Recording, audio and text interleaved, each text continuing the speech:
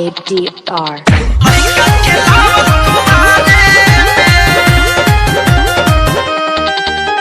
शादी से पहले ना बाके हो छुअले भाग से बड़ा सामान ऐसन पवले एकदम पूरा कागज बनी हो। शादी से पहले ना बाके हो छुअले भाग से बड़ा सामान ऐसन पवले केहू धइले ना बा गवारी में। अरे देखई में लागत है सब जानता नी हम तोरा बारे में रोले लइका खेलावत तुम्हारे एकदम गलत बात है।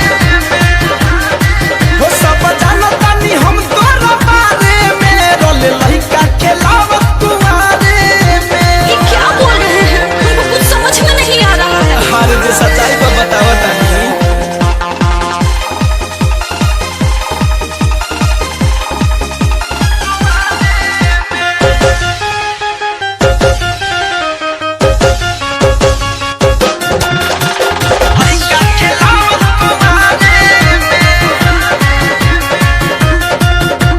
लाखों दीवाना पड़ल रहे पीछे केहू के देहनी ना मौका। हम देखत रही केहू के ठेकल नाए करे जा चीज है सुना अनोखा। भाई सामने काहे पड़ल बानी काहे ला मुंह खोलवावे लो हमारो बात जाइयो भी पढ़ी सत जदी बोलते हम सुनाया मैडम मामला जाई बिगाड़ी।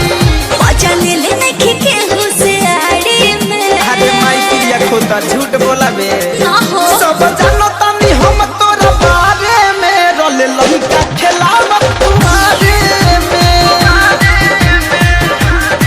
हो सब जानता नी हम तोरा बारे में रोले लइका खेलावत तुम्हारे में। सुनिए एक बार इस्तेमाल कीजिए फिर विश्वास कीजिए है ना। अरे तू भारी साबुन अंडा की तरह के इस्तेमाल करी बाद में विश्वास करिया। ADR